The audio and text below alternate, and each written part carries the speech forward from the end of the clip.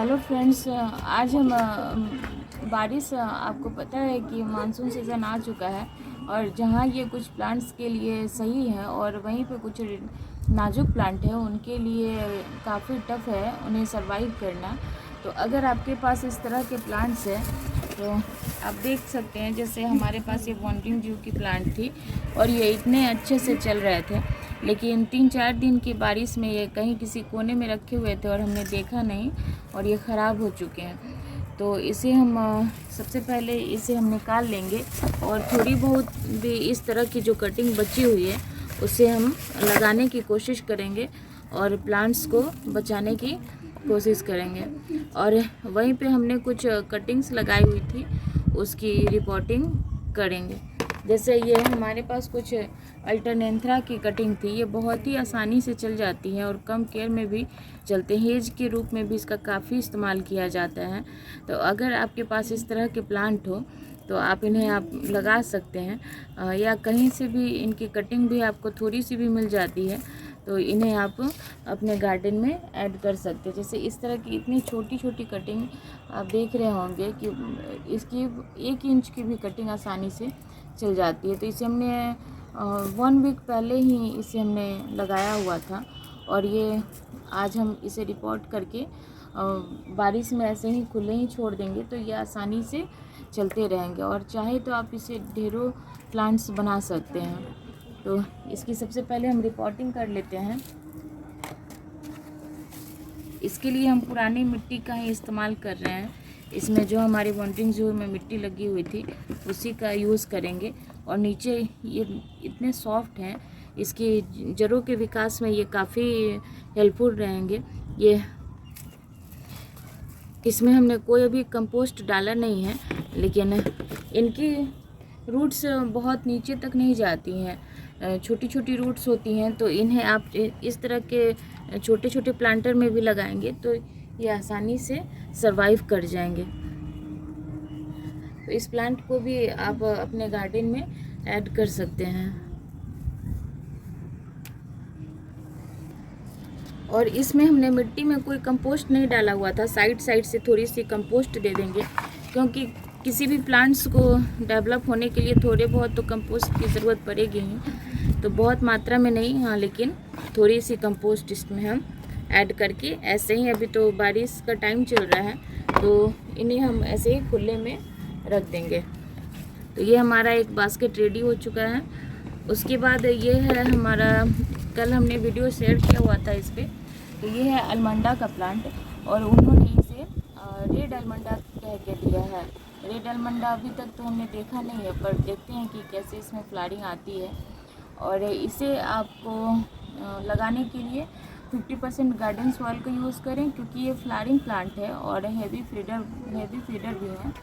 तो 30% इसमें आप कोई सा भी कंपोस्ट यूज़ कर सकते हैं और बचे 20% को आप इस तरीके की, अगर आपके पास सेंड है तो सैंडी सॉइल, इस तरह की देखिए कितनी सॉफ्ट सॉइल है, सैंडी सॉइल का आप यूज़ करिए और इस प्लांट को लगाइए। और सबसे ध्यान देने वाली बात यह है कि ये प्लांट, जब भी आप नर्सरी से कोई प्लांट लाते हैं तो उसे बड़े प्लांटर में आप ना रखें, क्योंकि इनकी जड़ें काफ़ी छोटी होती हैं। अगर आप इन्हें बड़े प्लांटर में रखते हैं तो क्या होता है कि इसे पानी या तो ज़्यादा मिलती है या तो कम मिलती है, जिसके कारण इनका रूट ख़राब होने का डर रहता है। तो इस तरह की, जैसे हमारी ये नर्सरी से लाए हुए प्लांट हैं, तो इस तरह की 8 इंच की नर्सरी पॉट आती हैं। इसमें आप देख रहे हैं कि अभी इसमें कितनी सारी होल्स बनी हुई हैं।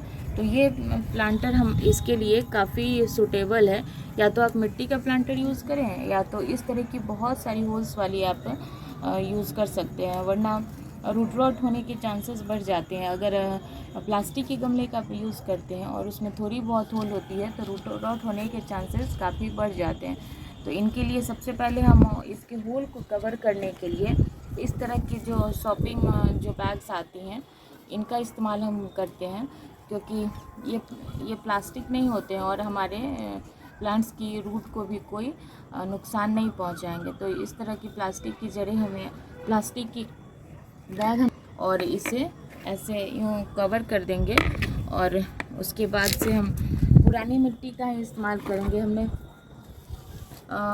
जो नेट होती है, नेट पुरानी नेट भी अगर आपके घरों में इस्तेमाल हो तो इसमें पानी आसानी से चले जाएंगे छन के, और आपकी कंपोस्ट और मिट्टी अंदर रह जाएगी।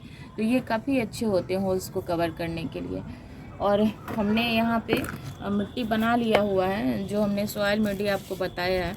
इस तरह की सॉफ्ट मिट्टी का आप इस्तेमाल करेंगे तो जड़ों के विकास में ये काफ़ी हेल्पफुल होते हैं। तो इस मिट्टी को सबसे पहले हम यहाँ डालेंगे। और कोई भी अगर न्यू प्लांट अगर आप कोई भी लगा रहे हैं, और प्लांट्स चूँकि महंगे आते हैं, तो आप किसी भी तरह का उनमें रिस्क ना लें, मिट्टी साफ़ सुथरी बनाएं।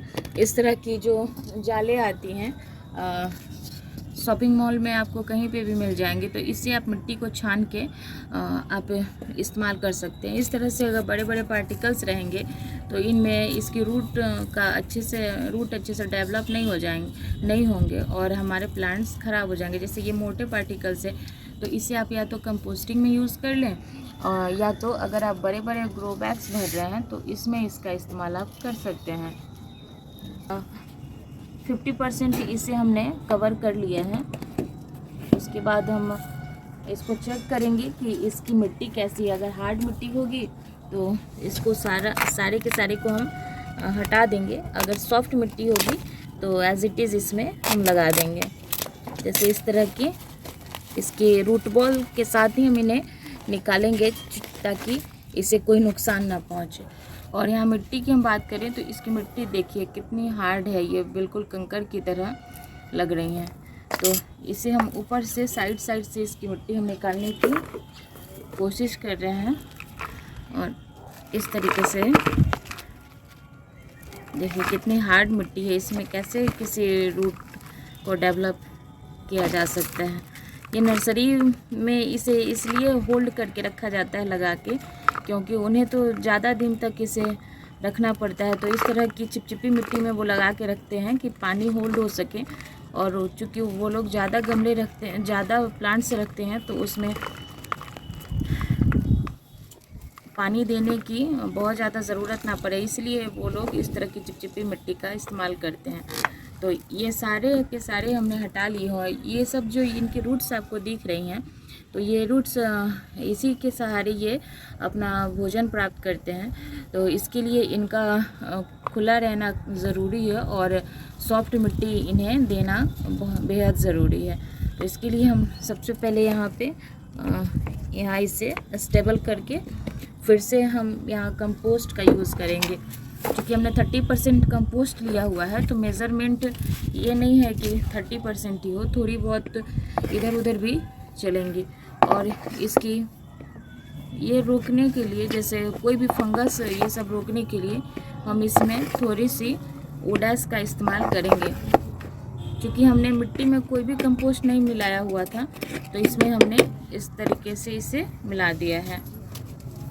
हमने ओडास का इस्तेमाल किया हुआ है, ये फ्लावरिंग के लिए भी बेस्ट होते हैं। और इसमें मिट्टी में बारिश की वजह से अगर कोई बैक्टीरिया फंगस होगी तो उसे भी ये हटाने का काम करेंगे।